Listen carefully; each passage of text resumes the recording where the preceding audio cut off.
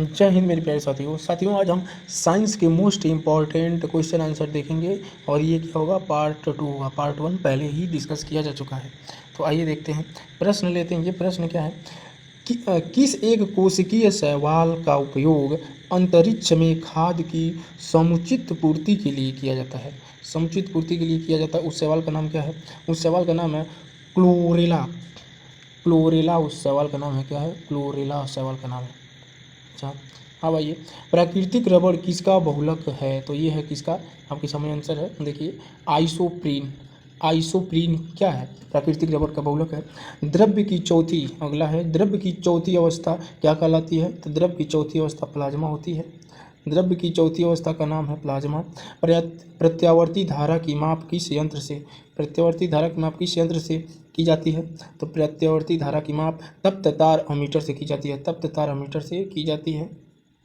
अगला क्वेश्चन है, अगला क्वेश्चन आपका, प्रकाश तरंग की किस प्रकाश तरंगों के किस गुण से उनके अनुप्रस्थ होने का प्रमाण मिलता है? तो ध्रुवण से मिलता है। आप तरंग पढ़े होंगे प्रकाश तरंगों के बारे में, अनुदैर्ध्य तरंगे, अनुप्रस्थ तरंगे। तो ये वेव के बारे में बहुत सारी जानकारी पढ़ लेना, यहाँ से क्वेश्चन आ रहा है, हर एक एग्जाम में पूछा जा रहा है। अच्छा, प्रश्न अगला क्या है, एक वृत्ताकार वलय का गुरुत्वीय केंद्र कहाँ होता है? मोस्ट इंपॉर्टेंट है ये क्वेश्चन। ये कहाँ होता है? हाई स्कूल के एनसीईआरटी बुक में दिया हुआ है। वलय के वृत्तीय केंद्र पर, जो वलय होगा उसके केंद्र पर होगा। मानव रक्त का पीएच मान कितना होता है? पीएच इसके समझ लेना, नंबर लाइन पर 0 है, 1 to 7 तक, 14 तक ऐसे बढ़ता है तो पढ़ लेना। और इसका पीएच मान कितना होता है? 7.4 होता है। खनिज संरचना, खनिज संरचना की दृष्टि से हीरा क्या होता है? तो हीरा एक कार्बन है। अच्छा, ग्रह गति यानी ग्रह गति का सिद्धांत किसने प्रतिपादित किया? तो जान रहे हैं कैप्लर ने ग्रह संबंधित 3 नियम दिए। सबसे पहले कैप्लर ने। अच्छा, हाइड्रोजन बम का सिद्धांत आधारित है। तो क्या नाभिकीय विखंडन? नहीं, नाभिकीय संलयन। हाइड्रोजन बम क्या नाभिकीय संलयन पर है और परमाणु बम नाभिकीय विखंडन पर है। अच्छा, प्रोटीन की खोज किसने की थी? तो प्रोटीन नहीं, ये प्रोटॉन है। प्रोटॉन की खोज किसने करी थी? रदरफोर्ड ने करी थी। इसका एक टीक है ईटा पर नाचे, आप वहाँ से समझ सकते हैं। इलेक्ट्रॉन का किसने करे था? ईटा पर नाचे, इलेक्ट्रॉन का ईटा जे थॉमसन ने करा था।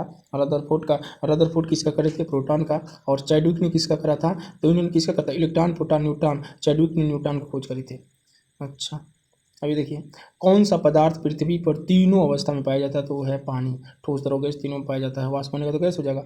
हीरे के संबंध में कैरेट क्या होता है? तो कैरेट उसकी शुद्धता की पहचान होती है।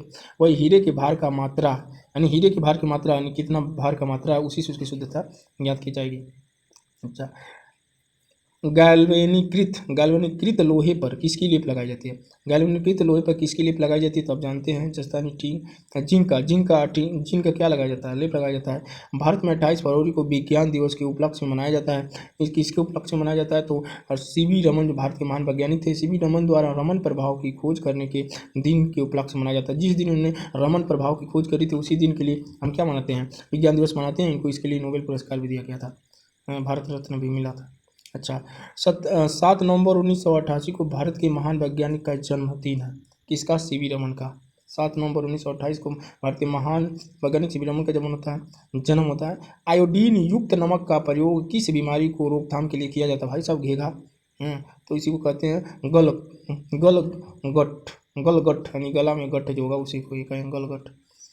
विद्युत मोटर का क्या कार्य है? तो विद्युत मोटर का कार्य यही है, वो विद्युत ऊर्जा का यांत्रिक ऊर्जा में रूपांतरित करता है। विद्युत को क्या करेगा? खींच करके काम में ले लेगा, यांत्रिक ऊर्जा में परिवर्तित कर देगा।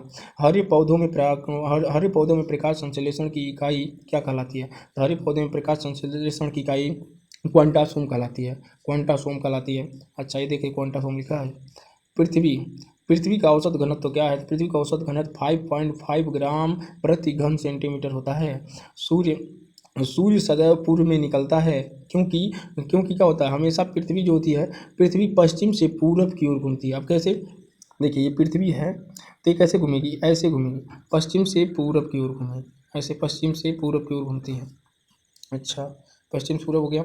अब आइए, पौधों में वाष्पोत्सर्जन की दर का निर्धारण किस यंत्र द्वारा किया जाता है? तो पौधे में वाष्पोत्सर्जन का निर्धारण किस यंत्र द्वारा किया जाता है? तो पोटोमीटर से किया जाता है। अच्छा, रेड लेड का रासायनिक सूत्र का PbO4 होगा, Pb3O4 है। मानव शरीर में विटामिन के का निर्माण किस अंग में होता है? मानव शरीर में विटामिन के का निर्माण कोलन में बैक्टीरिया के द्वारा होता है। कोलन भाग में, मानव शरीर में कोलन वहाँ होता है बैक्टीरिया के द्वारा। डार्क वेंजर क्या है? डार्क वेंजर एक प्रकार का प्रमुख कंप्यूटर वायरस है। कंप्यूटर क्या है? कंप्यूटर वायरस है। हाँ जी, देखिए ये फाइकोलॉजी के तहत विज्ञान की किस शाखा का अध्ययन किया जाता है? तो विज्ञान के शैवाल का अध्ययन किया जाता है, एलगी शैवाल का। अच्छा, किस विटामिन में कोबाल्ट पाया जाता है? B12 और B12 में पाया जाता है। विटामिन B12 बहुत इंपॉर्टेंट है। मेनिनजाइटिस यानी तानिकासोथ नामक रोग शरीर के कौन से अंग के प्रभाव से हो जाता है? अंग के प्रभावित होने से होता है, तो होता है मस्तिष्क के प्रभावित होने से। क्या कौन सा रोग हो जाएगा? मेनिनजाइटिस हो जाएगा। मानव शरीर में रक्त का थक्का नहीं बनने का मुख्य कारण है हेपेरिन की उपस्थिति के कारण थक्का नहीं बनता है। चाय बनाने के लिए विद्युत द्वारा केतली में पानी किस विधि द्वारा गर्म की जाती है? तो इस विधि का नाम है कन्वेक्शन के द्वारा क्या होती है?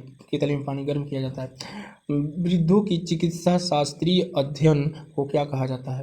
तो क्या कहा जाएगा? तो उसका गैरियाट्रिक्स कहा जाएगा, गैरियाट्रिक्स। अच्छा, हाइपोग्लाइसेमिया क्या है? हाइपोग्लाइसेमिया नामक रोग रक्त में किसकी कमी के कारण होता है? तो रक्त में ग्लूकोज की कमी हो जाती है। रक्त में किसकी कमी हो जाती है? ग्लूकोज की कमी हो जाती है। अच्छा, HTLV2 नामक वायरस से कौन सा रोग फैलता है? एड्स फैलता है। मानव शरीर में सबसे छोटी ग्रंथि कौन सी है? प्यूटरी ग्रंथि है। प्यूटरी ग्रंथि है जो कान में पाई जाती है।